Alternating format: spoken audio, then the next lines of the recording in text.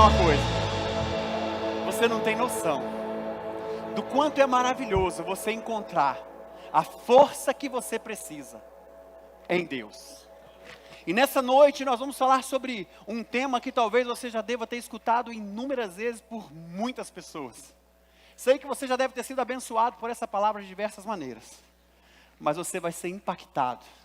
Porque eu quero que você se permita ver ou ter uma nova ótica acerca do que Jesus está ministrando, tendo como base, raiz, princípios fundamentais da palavra.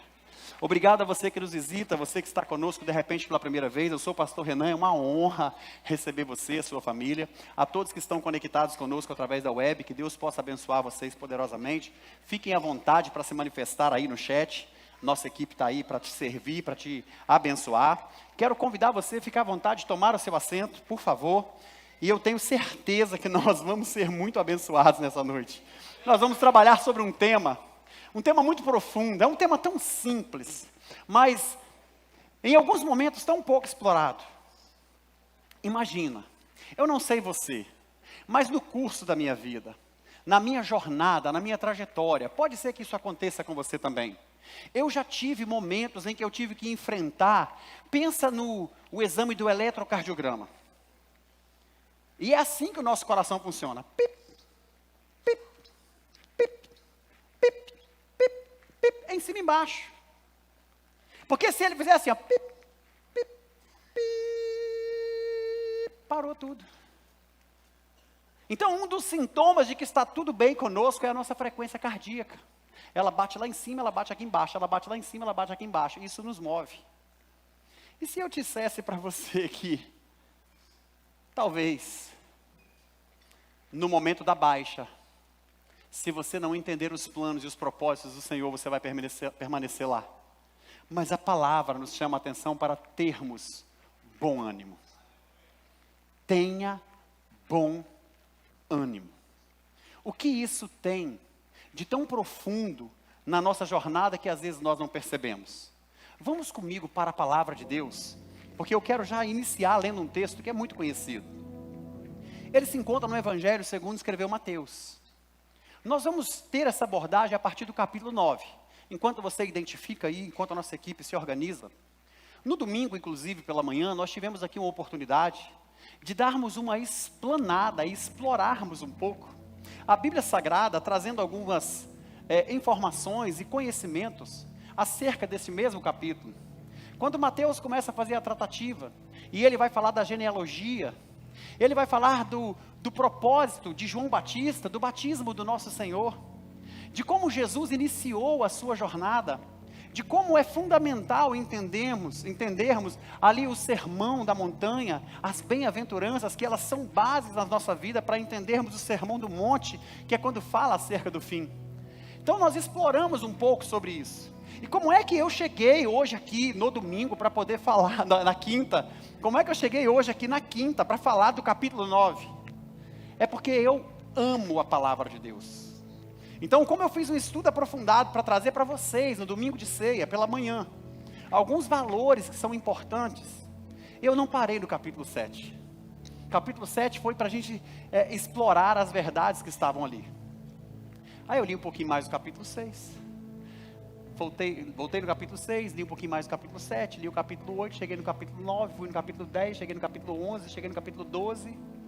E aí eu falei, gente, tem algo muito lindo. Quando eu cheguei no capítulo 14, eu falei, peraí,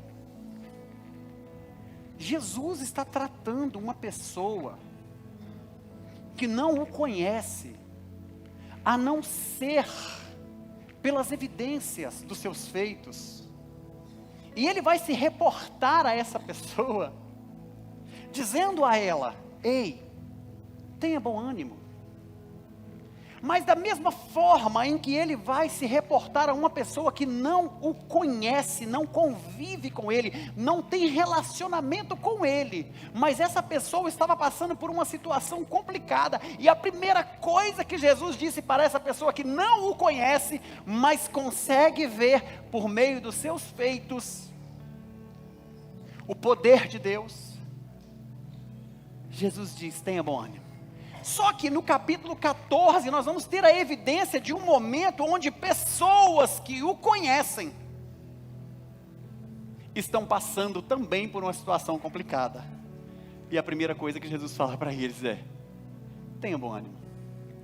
Porque o nosso Deus diz, tenha bom ânimo para quem não o conhece profundamente, e Ele continua dizendo, tenha bom ânimo para quando nós o conhecemos profundamente.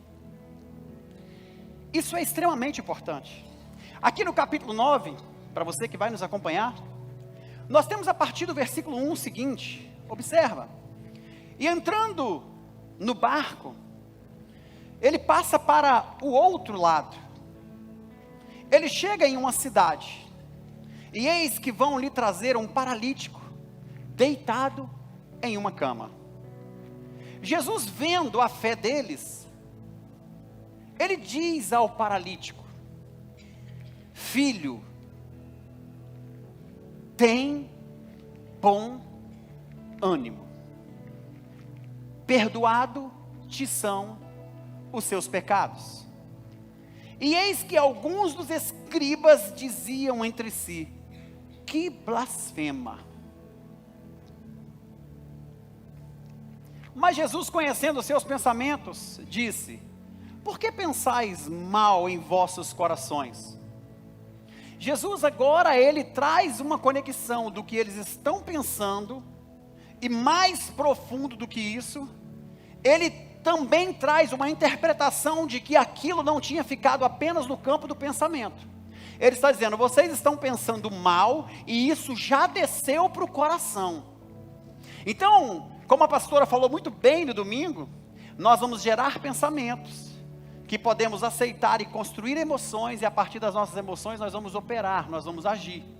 Então Jesus já estava mostrando que naquele campo, naquele cenário, aquelas pessoas que pensaram, fizeram os seus julgamentos, e aí por isso nós trabalhamos com muito zelo, nos capítulos anteriores de Mateus, lá no Sermão da Montanha, sobre a importância de nós não tecermos julgamentos. E eu trouxe pelo menos umas 20 dicas práticas para o nosso dia a dia, para como cristãos avançarmos. E Jesus começa a trazer um ensinamento para aqueles fariseus: olha, eu sei o que vocês estão pensando, e mais do que isso, eu já percebo de que isso está alojado nos vossos corações. Ensinamento prático para mim e para você nessa noite, não é apenas o que nós pensamos, mas o que nós fazemos com os nossos pensamentos. O destino, a rota, o caminho que nós traçamos para eles, é que vai modificar o destino da nossa vida.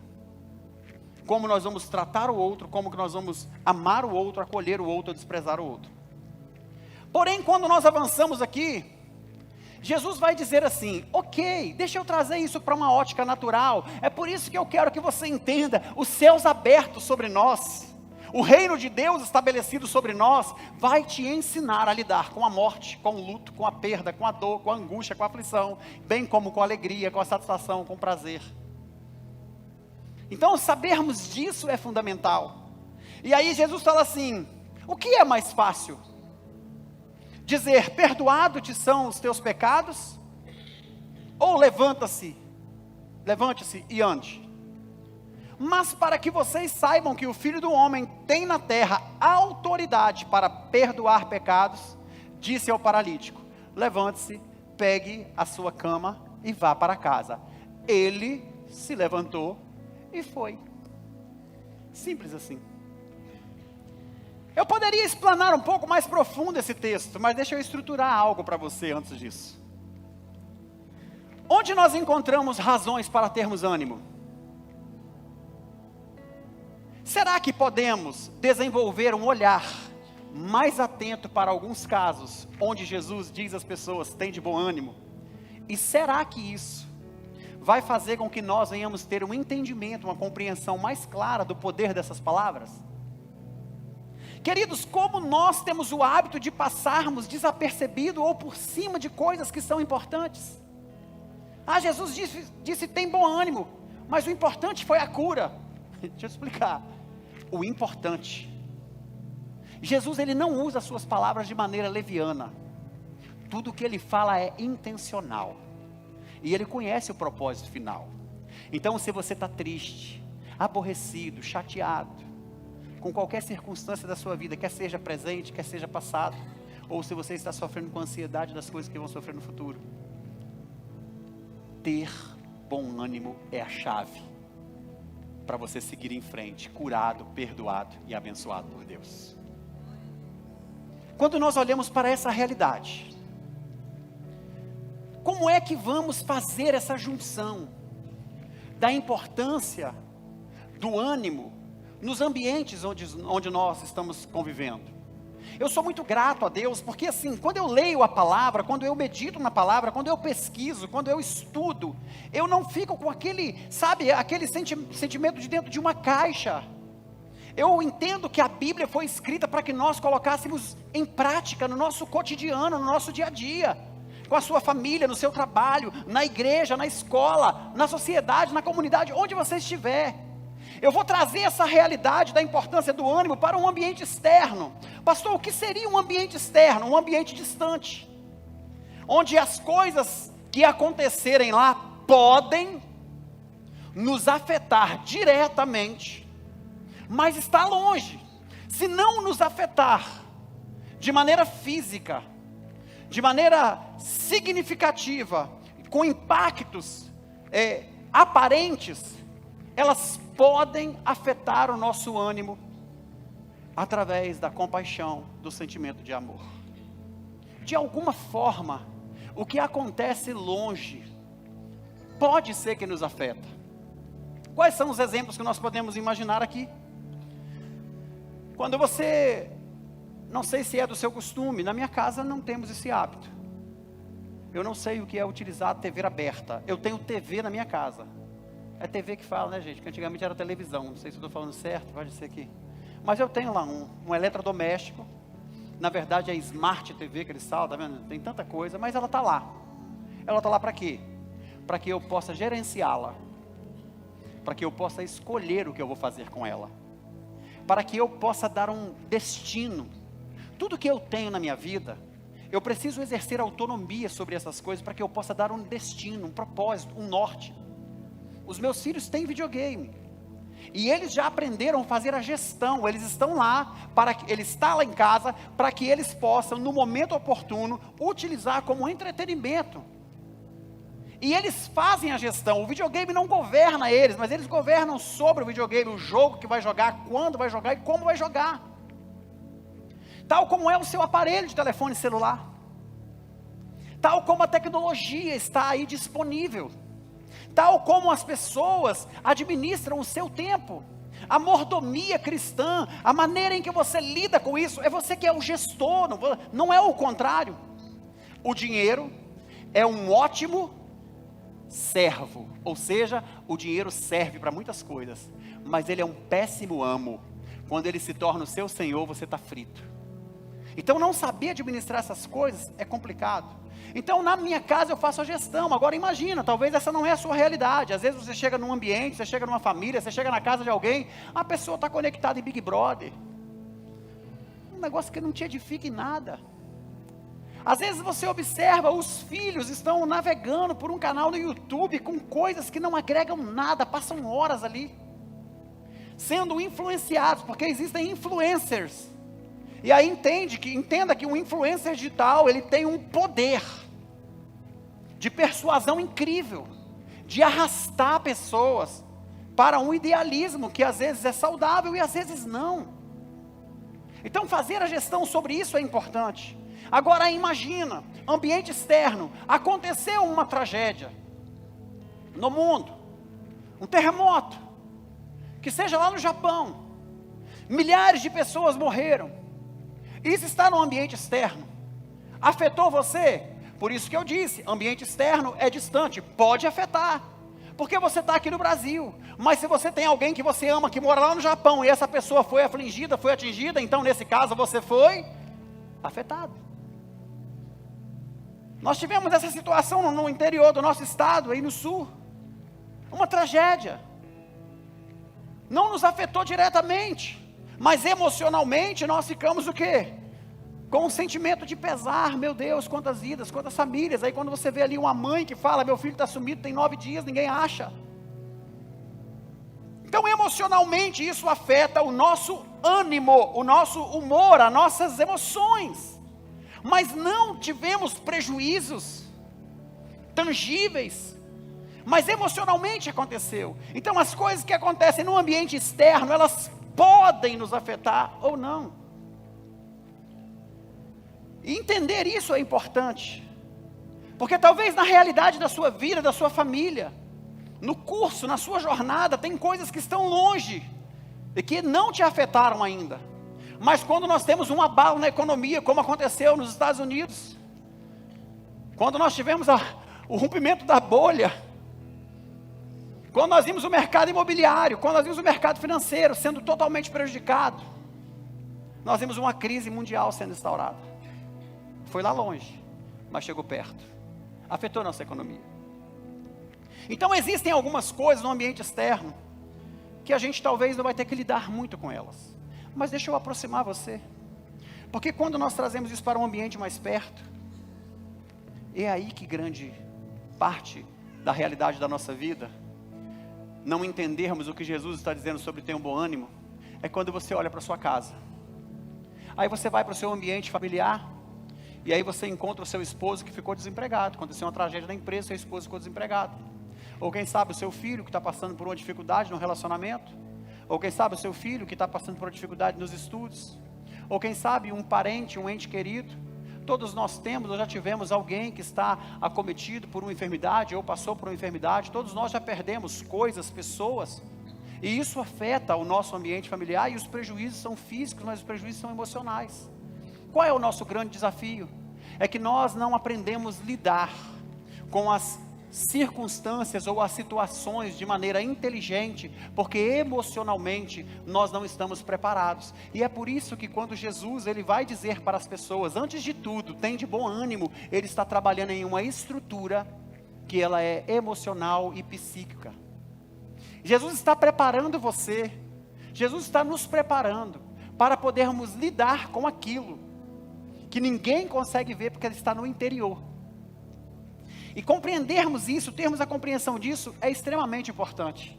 Porque, mesmo para aqueles que confiam nas promessas de Deus, às vezes pode ser difícil manter uma atitude positiva quando as circunstâncias são contrárias. Faz parte, e aí preste atenção. Dando uma estudada em alguns exemplos de animosidade, como Jesus pronunciou essa palavra, tem de bom ânimo, eu me pergunto, nós deveríamos mesmo ficar surpresos com o fato dele dizer às pessoas cujas circunstâncias exigiam, quem sabe, outra coisa além de uma palavra tem de bom ânimo? Imagina só, o sujeito está paralisado, só que Jesus vai trabalhar dentro de uma estruturação, porque as pessoas ainda não conheciam. Preste atenção, Jesus fala, os teus pecados tem de bom ânimo, os teus pecados são perdoados. Nós temos uma visão tão distante,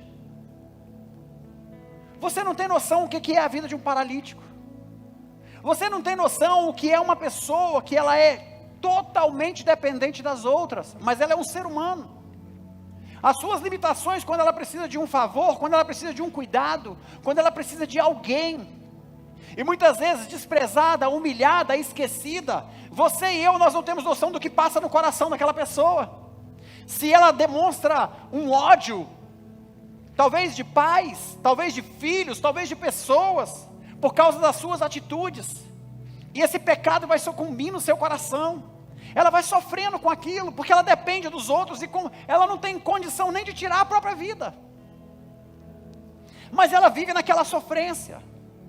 E por mais que você pense assim, um paralítico não tem nem como pecar, o grande X da questão é que eu e você, nós entendemos que pecado para nós só é pecado quando somos pegos no flagrante.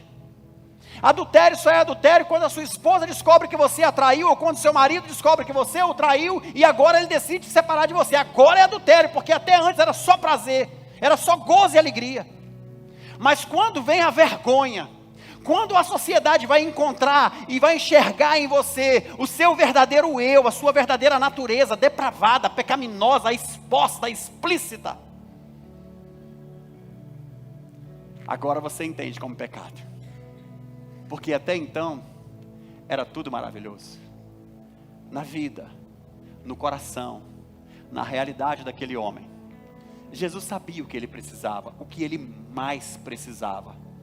O que nós observamos dentro dos nossos conflitos, é que às vezes nós pensamos que o nosso pai precisa de uma cura, que o nosso filho precisa de uma cura, que o nosso marido precisa de uma cura, que o nosso vizinho, nosso tio, alguém que nós estimamos está numa condição complicada, precisa de uma cura. Deixa eu explicar. O que essas pessoas precisam, antes de tudo, é ter ânimo, um bom ânimo, para depois disso, entender o que vem na sequência. Quantas vezes você e eu, por não saber a importância do ter o bom ânimo, deixamos passar desapercebido coisas que não só nos afetaram, mas trouxeram resultados negativos para a nossa família, para as pessoas que nós amamos, para terceiros. Então, quando nós olhamos nessa realidade, Jesus, ele vai considerar os detalhes. Eles são importantes. Nós temos algumas ocorrências onde Jesus vai trazer essa palavra e considerar cada situação, vai trazer evidência dos bons motivos que nós temos para ter bom ânimo. E aí, é claro, olha só, ânimo é uma condição emocional. E ela está relacionada ao seu estado de espírito, humor e temperamento. Quando você, na sua estrutura emocional, passa por um baque, por uma circunstância, por uma situação difícil de lidar, se você não tiver bom ânimo, o oposto disso é o desânimo. Às vezes nós pensamos que quando não temos bom ânimo, nós estamos desanimados e que nós temos agora uma queda, apenas uma queda, e não se trata de uma queda, se trata do inverso do que é ter ânimo, um bom temperamento, um bom comportamento, uma boa postura, uma boa conduta e o fôlego para avançar. Porque quando você não tem um bom ânimo, você pode estar desejando matar, bater, se vingar, tratar mal, ou simplesmente perder o sentido da vida. Mas isso ainda não foi externalizado, porque o ânimo tem a ver com a nossa alma, com a nossa psique, com a nossa emoção, com o nosso temperamento, é o que nós fazemos com isso. Então quando Jesus ele vai chegar para este homem e dizer assim, ok, uau, você não anda, terrível situação, viu? Complicado, mas tem de bom ânimo. Esse sentimento que você está vivenciando há muito tempo, vai chegar ao fim, quando você tiver bom ânimo. Porque não é o que as pessoas fazem conosco, que tem poder de alterar o nosso ânimo, mas é o que nós fazemos com o que as pessoas fazem conosco, que vai dar o reflexo de quem somos em Deus. Por mais que você seja ofendido, perseguido, traído, humilhado, rejeitado, eu não sei qual é a sua realidade. Isso é o que as pessoas podem fazer com você, mas o que você faz nisso é que vai dar sentido à sua vida, e não o que os outros pensam. Então Jesus ele começa essa estruturação para que nós possamos entender, diferentemente dos outros estados emocionais, o ânimo costuma ser um sentimento mais prolongado. Entenda que diferente dos outros sentimentos emocionais, o ânimo costuma ser um sentimento mais prolongado. Exemplo muito simples. O medo. O medo ele pode consistir em uma emoção imediata e passageira. Porque você pode ter medo agora por não se sentir seguro, por não saber lidar com aquela situação, mas quando o ambiente muda, quando você se sente protegido e seguro, o que aconteceu? O medo vai. Queridos, deixa eu só fazer uma pergunta para vocês. Seja sincero. Quando eu subi aqui no altar, eu subi tomado de bom ânimo ou com a ausência dele? Hã? Você conseguiu me perceber subindo? Meu Deus, tá bom demais isso aqui. Vai dar certo! porque isso encheu o meu coração. E esse sentimento prolongado, eu tenho que fazer a manutenção dele, você tem que fazer a manutenção dele. Porque senão eu posso chegar até ali os pés do altar, lembrando de um problema, de uma dificuldade, de uma situação, de uma enfermidade, das finanças, de alguma coisa que não vai bem, e subir aqui e tentar dizer: olha, irmão, Jesus disse, tem de bom ânimo, porque eu venci o mundo.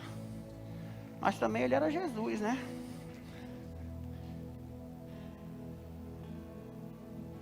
É quando nós convivemos com as pessoas, é quando nós nos relacionamos com as pessoas, é que nós vamos descobrir o que realmente energiza elas, nutre elas, move elas. O que tem te energizado? O que tem nutrido a sua fé? O que tem te movido? Quais são as situações? Quais são os reflexos da sua atitude? E aí, quando nós pensamos nessa questão, queridos, isso é tão importante. Eu quero trazer, inclusive, alguns aspectos fundamentais para que você possa entender a gravidade disso.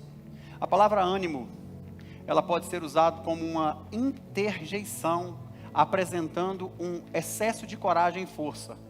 Exemplo: você precisa manter ânimo para resolver os seus problemas.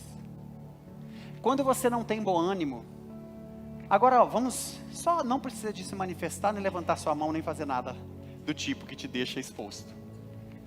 Mas já aconteceu na minha vida algumas circunstâncias onde eu estava, como diz o outro, suave na nave, como diz, tranquilo como um grilo, estava tudo em paz. Porém, alguma situação adversa me afetou, ao ponto de eu ter agora uma reação, não de bom ânimo, mas contrária a isso. Eu não sei se você já parou para imaginar, vocês não têm noção quantos casamentos acabam, porque os indivíduos da relação não procuram sustentar em si o bom ânimo, mas trazem para dentro os sentimentos e as emoções de raiva, de ódio, de rancor. Às vezes eles não conseguem trazer para a relação um sentimento de esperança, de fé, de confiança. Isso se esvai, e aí eles não têm expectativa ou perspectiva de um futuro ali próximo. Então eles preferem resetar, eles preferem reiniciar, eles preferem começar tudo de novo, e às vezes faz tudo errado novamente. Porque entenda isso, eu não sei qual é a realidade da sua vida, você pode ter se divorciado por um motivo, e eu sei, a culpa pode estar 100% no outro, mas não se engane, você tem culpa também. Você pode achar 110 ou 1000% de motivos para dizer que é o outro, mas você tem a sua porção de responsabilidade. Mas a gente prefere ser a vítima ao ser o réu, porque a vítima tem o sentimento, a sensação da justiça. A vítima tem o sentimento, ou busca, sabe? Tem o desejo ardente, é ávido por eu vou ser restituído, eu vou ser recompensado, eu vou ser indenizado. Alguém vai fazer algo por mim. E o réu? O réu tem que ser condenado. Essa é a mentalidade que nós temos. Nós somos criados assim. Então é muito mais fácil dizer, deu errado por causa do outro. 100% por causa do outro. E algumas dessas pessoas ingressam numa nova relação e dá errado de novo, culpa do outro. Ingressa numa nova, dá errado de novo, a culpa continua sendo do outro. E entra de novo e a culpa é do outro. E vai embora, a culpa sendo sempre do outro. O que tem governado, operado, o que de fato tem mudado a sua estrutura para você lidar, já que o outro erra tanto, procure não errar nas suas escolhas. Você cometeu o seu primeiro erro quando você escolheu errado o que você achava que era bom, para depois culpá-lo do seu fracasso. Você já começou errado aí. Pastor, a gente não conhece as pessoas. É verdade. É por isso que nós precisamos encontrar pessoas que amam a Deus acima de todas as coisas, para depois nos amarem como elas têm amor pela sua vida. Se o sujeito não é capaz de amar a Deus acima de todas as coisas, entregar a sua vida para o Senhor, para que o Senhor o governe, Ele é o Senhor da própria vida, Ele governa a própria vida, e você vai ser simplesmente mais um ser nesse universo, que que pode ser humilhado, pisado, traído, abandonado, porque ele não entendeu o valor da sua vida. Mas quando você encontra alguém que ama Deus acima de todas as coisas, entende a essência do amor, é capaz de se render para Deus, entregar a sua vida para o Senhor, e Ele vai te entregar o melhor que Ele tem, porque Ele sabe o valor da sua alma, o quanto Ele o ama, e Ele vai te amar, você já acertou bastante. As igrejas, a sociedade, os ambientes, as faculdades, os trabalhos, estão assim de pessoas, boas pessoas, bem intencionadas, mas de boa intenção, o inferno está cheio. Se você não entender os princípios básicos de uma fé cristã, pode ser que as coisas fiquem bem complicadas para você. Falta de ânimo. De repente você tem falta de ânimo para tudo, para fazer qualquer coisa na sua vida. É importante você lembrar o seguinte: em primeiro lugar é identificar se a causa dessa falta de ânimo tem alguma origem emocional, ou se ela é uma causa orgânica. Entenda isso. Você pode estar desanimado por uma origem emocional, mas você pode estar enfrentando, porque olha só, o efeito do ânimo é mais duradouro. E talvez você é uma pessoa que você, sabe, teve uma baixa e já tem meses, anos. Você está num ciclo prolongado de falta de vontade de viver. Isso pode estar relacionado a algo emocional. Imagina num relacionamento conjugal, alguém não está sabendo lidar com a traição, alguém não está sabendo lidar com um trauma mais forte, ainda que não seja traição, uma palavra, uma ofensa, uma agressão psicológica. Tem casais, queridos, que eles não se tocam fisicamente, mas existe uma agressão psicológica terrível. O outro é violentado psicologicamente. E aí não consegue lidar com isso, a sua estima vai lá embaixo, ele perde a vontade de viver. Sabe quando isso acontece? É quando o seu mundo, o outro, é mais importante do que Deus. E aí você criou uma realidade onde o seu marido ou a sua esposa, preste atenção, ou o seu filho, ou quem sabe o seu trabalho, ou o seu carro, ou a sua casa, as coisas são mais importantes do que Deus. E aí quando vem a frustração, você não consegue dar conta. Imagina se Deus de fato virasse as costas para nós, como seria a nossa vida? Sem sentido.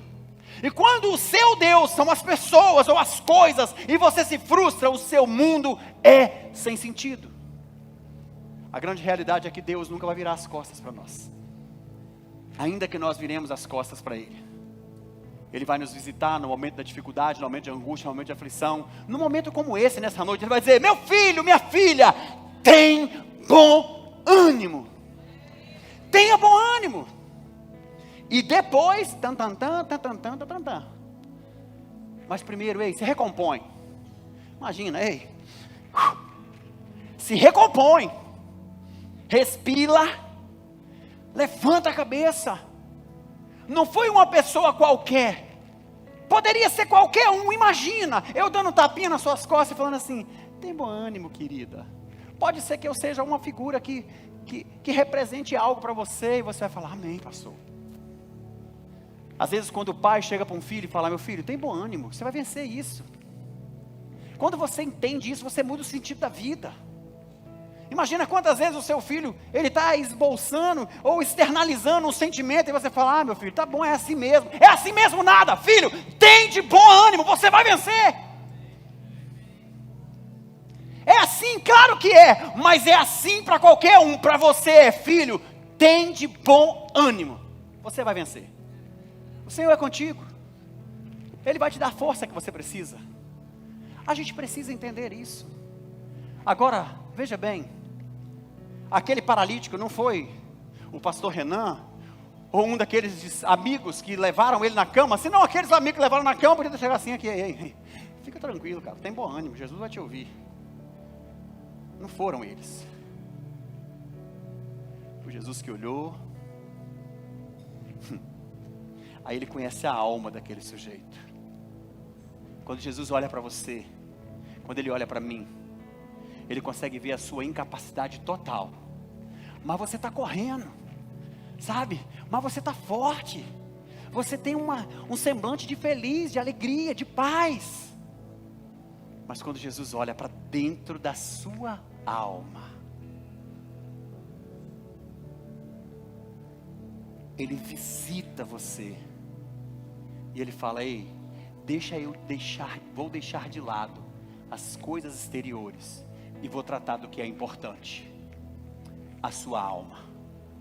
Meu filho, minha filha, tenha bom ânimo, porque os seus pecados são perdoados. Mas por que isso importa? Você sabe qual é o desafio da vida? Meu Deus, como isso é profundo. As pessoas estão vindo até a igreja, as pessoas estão chegando até o Senhor, elas só querem se levantar e andar. E talvez você não tenha paralisia, talvez você não seja um tetraplégico. E quando você vem aqui e o Senhor olha para a sua alma e fala: meu filho, minha filha, tem de bom ânimo. Você fala: isso aí eu já tenho, Senhor. Me manda andar, me manda voar. Manda as bênçãos. E Ele fala: eu sei.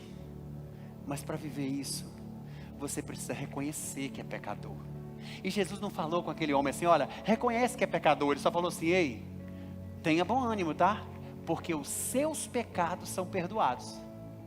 Aquele homem tinha confessado algo? Nada. E por que houve aquela crítica? Porque eles achavam que Jesus estava blasfemando. E aí é que vem os segredos da palavra. Jesus, quando olha para o seu estado, para o meu estado, para o nosso estado, Ele não vê o momento, Ele não fica preso no passado, porque Ele já viu o futuro. Quando Jesus fala assim: ei, agora para imaginar. Tenha bom ânimo. Os seus pecados são perdoados. Você sabe do que Jesus está falando? Talvez você nunca percebeu isso. Ele está dizendo assim: fica tranquilo, os seus pecados são perdoados. O pessoal critica. Ele fala: relaxa, o que eles precisam é isso aqui. Levanta e anda. Mas para que eles saibam que eu tenho o poder de perdoar os pecados, primeiro eu disse isso. E aí, o que acontece na vida daquele jovem? Você sabe quando é que os pecados dele vão ser perdoados? Você sabe quando é? A declaração foi imediata, mas o cumprimento foi na cruz do Calvário. Jesus estava vendo o futuro. Pode levantar, porque seus pecados são perdoados. Eu vou entregar a minha vida para que você viva plenamente em paz na sua alma. Aí nós olhamos para um momento de enfermidade na nossa casa e começamos a clamar: eu quero que você traga, Senhor, abra o céu sobre nós, sobre a vida dos teus filhos. Imagina que você tem na sua casa agora um ente querido que você ama, que ele está enfermo, e você está sofrendo medo, angústia, aflição de que em qualquer momento ele vai morrer, e isso está te assombrando. Ei, presta atenção. Se ao invés disso acontecer nessa ordem, o Senhor dissesse assim: meu filho, minha filha, pega na mão do seu pai, do seu filho, da sua tia, do seu tio, do seu sobrinho, dessa pessoa que você está com medo dela morrer, pega na mão dela agora. Aí você pega e ele fala assim: você está com medo? Tô. Ei, vou trazer todo mundo para a eternidade agora. Ia cessar o seu medo, a sua angústia, a sua aflição? Ele ia falar: você vai vir também, juntinho com ele, é agora. Com certeza nos daria, seria como um bálsamo, porque você viria assim: o meu pai, a minha mãe, meu tio, minha tia, ou essa pessoa que você ama, eu não vou viver separado, longe dela. Mas o que é importante você entender? Talvez você já está sofrendo com um trauma da perda de um filho, de uma filha, de um marido, de uma esposa, de um pai, de uma mãe. Não sei qual é a realidade, mas o que o Senhor está dizendo para você é o seguinte: ei, tenha bom ânimo. Eu preservei você para perdoar os seus pecados e te trazer para a eternidade, onde você não vai sofrer mais. Mas a gente não entende isso. A falta de ânimo é falta de vigor. E Jesus estava dizendo para aquele homem: levanta. O homem não entendia: eu ainda vou morrer, mas seu pecado já está perdoado, porque Jesus sabia que não ia desistir disso. Quando nós olhamos essa questão, e eu quero só dar ênfase aqui, porque isso é muito sério.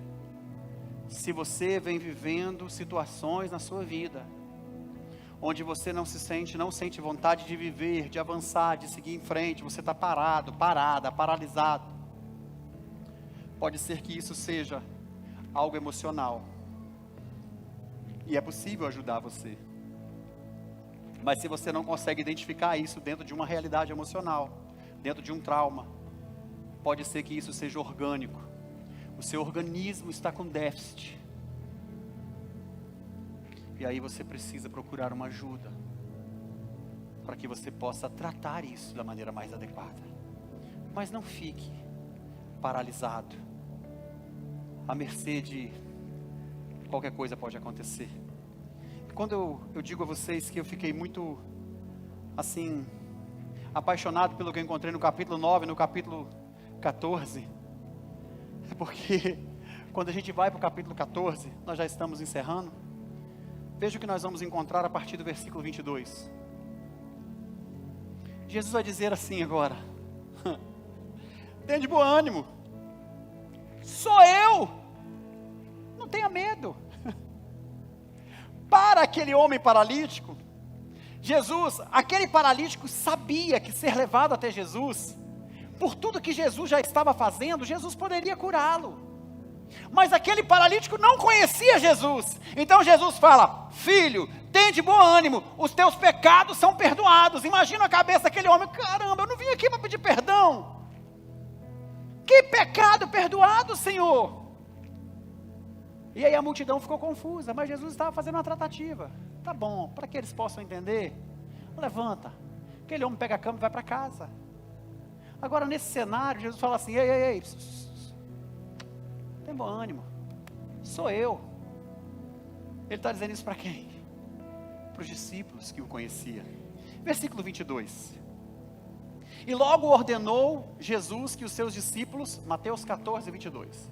Logo ordenou Jesus que os seus discípulos entrassem no barco e fossem adiante para o outro lado, enquanto se despedia da multidão. Jesus tem mania de tirar a gente geograficamente de um lugar e mandar para o outro, né? O homem estava do outro lado, Jesus foi para lá. Agora Jesus está do lado de lá e manda os discípulos voltar. O nosso Deus, Ele move geografia se necessário for, para poder mudar algo dentro de nós. E o interessante é que do lugar que você está até onde você tem que chegar, tem um processo. E é nesse ambiente que Ele vai trabalhar. Então não fique desesperado ou desesperada se no meio do processo e ir para o outro lado, algo subitamente de acontecer. Quer seja bom, quer seja algo trágico. É nesse ambiente que a glória de Deus vai se manifestar. Então, ele despedia da multidão, subiu o monte para orar, à parte, e chegou à tarde, ele estava ali sozinho. O barco estava no meio do mar, açoitado pelas ondas, porque o vento era contrário. Mas à quarta vigília da noite, dirigiu-se Jesus para eles, andando por cima do mar. E os seus discípulos, vendo-o andando sobre o mar, assustaram-se, dizendo: é um fantasma, e gritaram aterrorizados, com muito medo. Jesus, porém, lhes falou, dizendo: ei, tem de bom ânimo, sou eu. Às vezes nós pensamos que o importante aqui é ver Pedro andando sobre as águas. Como que nós nos atentamos sobre essa questão? Mas o que eu quero que você observa é: como será que estava o coração daqueles discípulos? Porque Jesus, antes de tudo, vai restaurar nas emoções, no pensamento, na estrutura deles o ânimo.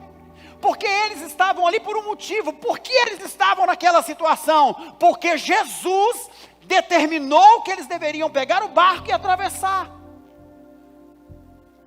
Aqueles homens, no meio deles, tinham alguns experientes, conhecedores do mar, conhecedores daquele ambiente. É provável que eles, à distância, devem ter identificado e falado: olha, vamos partir logo, porque vem uma tempestade. Mas está tranquilo, Jesus mandou nós irmos para o outro lado, vamos embora. Eu e você como cristão, quando o Senhor nos mandar ir para algum lugar, ou quando nós estivermos numa empreitada no nome dEle, direcionado por Ele, deixa eu te explicar. Não quer dizer que não vai ter tempestade, não. Mas você precisa aprender a confiar. O que na grande maioria das vezes é que muitos de nós, quando a situação chega, o que acontece com a nossa mente? com as nossas emoções, com o nosso sentimento, com a nossa fé, a gente declina. E entenda, Jesus opera numa fé prática, numa fé ativa. E é por isso que ele fala, eu posso até fazer o milagre, mas antes disso, tenha bom ânimo. Acredite no sobrenatural. Se mova por aquilo que você não está vendo. Se desconecte da circunstância. Se desprenda dessa dor. Porque você vai vivenciar uma cura na sua alma, na sua emoção. Você vai ver a estrutura sendo transformada. Ele muda a matéria se for necessário. Ele é Deus. Ele é poderoso. E ali, os discípulos estavam desesperados. Por quê? Foi o Senhor que nos mandou vir para cá. O que nós estamos fazendo aqui? Agora Ele não está aqui. Então, queridos, não deve ter sido nada fácil para eles. Mas Jesus chega. E antes de tudo Ele fala, tem de bom ânimo, sou eu. O que nós vamos perceber? É que por mais que as tempestades vão nos atemorizar, por mais que elas vão nos deixar desesperados, por mais que a gente tenha conhecimento prático do ambiente onde nós estamos, o Senhor vai nos permitir passar por circunstâncias para falar, ei, aprenda a depender de mim. Porque para o caminho, para a jornada, para o lugar que eu vou te preparar, haverão circunstâncias e situações que sozinho você não vai dar conta. Sabe por quê? Porque a sua fé vai ser abalada, as suas emoções serão bombardeadas, e a sua estrutura humana não vai dar conta, se eu não estiver presente no cerne da sua vida. E esse é o nosso grande desafio enquanto cristão. Entender que Jesus estava longe, na praia. Os discípulos estavam atemorizados. Mas quando Jesus decide andar na direção deles, pensa sobre isso. Os discípulos não conseguiram reconhecer Jesus. Os discípulos não conseguiram ver Cristo. Mas Jesus os via. Você pode estar passando por uma situação em que você não reconhece. Está tudo turvo, nebuloso. E talvez você não está contemplando Deus pertinho de você. Mas Ele está dizendo, filho, filha, tenha bom ânimo, sou eu estou aqui. Você não está me vendo, mas eu estou vendo a situação. E olha, dá licença para eu entrar no barco da sua vida?